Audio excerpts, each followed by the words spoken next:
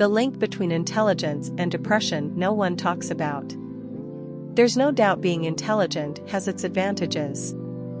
But many studies have also revealed a disturbing link between intelligence and depression. Intelligence and depression is not an obvious correlation.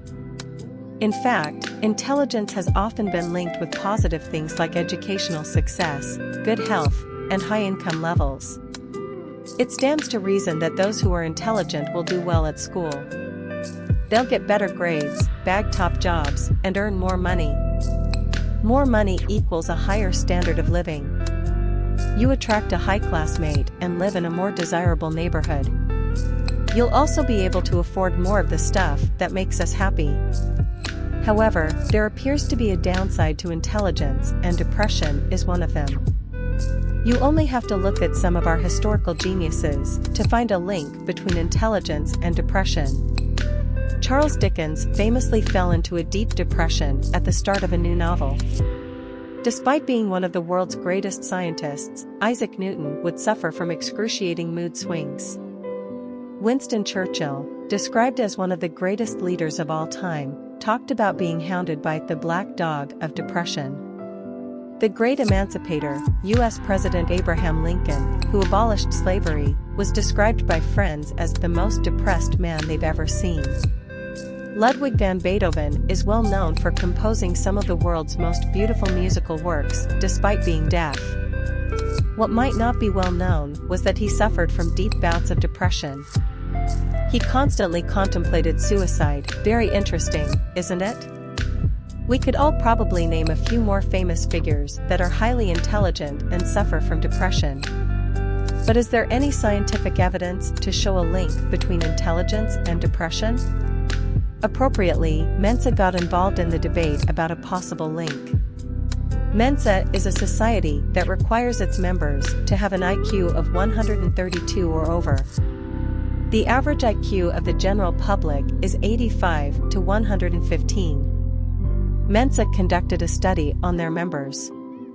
The results showed that they were more likely to suffer from serious mood disorders than the general public. Over a quarter of members who took part reported that they had been diagnosed with a mood disorder. These mood disorders included depression. Compare this to the national average of 10%. It would seem that there is a correlation between high intelligence and depression. Mensa was not the only study to use IQ scores to identify intelligence. Psychologist Louis Terman selected exceptionally gifted children from schools in California with IQs over 140. As you would expect from highly intelligent children, many went on to achieve great things in life. In fact, one of the children wrote the famous sitcom I Love Lucy and made millions in the process. However, not all of them did as well.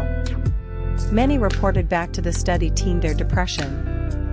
This was primarily because they had not lived up to their earlier promise and expectations. Why is there a link between intelligence and depression?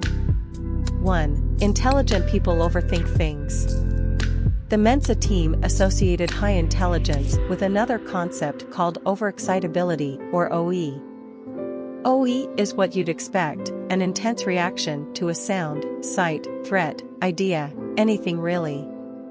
There are 5 types of overexcitability, including intellectual. Intellectual OE is a heightened desire to know the truth and gain knowledge and facts. Those with intellectual OE analyze and worry about situations and need to understand the truth. You'll find intellectual OE in the intensely curious, those with active minds who think for the sake of learning. The intelligent person will have a tendency to overanalyze everything, dissect the finer points, look at every situation, and then worry about it. They are more likely to replay conversations or situations over and over in their heads. Therefore, they tend to worry more than those with lower IQs. 2. Intelligent people are able to verbalize their worries. High verbal intelligence is often used in IQ tests to ascertain intellect. Highly intelligent people frequently pass word puzzles and games, which is a basis for many IQ tests. Being able to talk about your worries allows you to carry on analyzing them.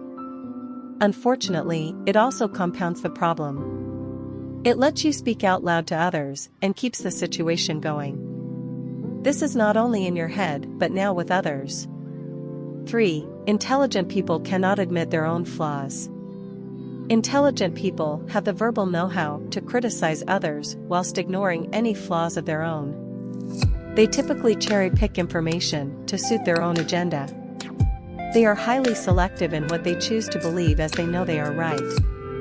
They won't admit their own flaws because they constantly gather information that backs up their own beliefs. Look at the IQs of the people who were against the MMR vaccinations. These people were spreading information based on a fraudulent paper published in The Lancet. This paper has been discredited numerous times. The anti-vaxxers were typically highly intelligent mothers who have carried out a great amount of research. However, they failed to look at the medical evidence. Not being able to admit you are wrong can lead to all kinds of problems. This can include depression, especially for those who value others' opinions.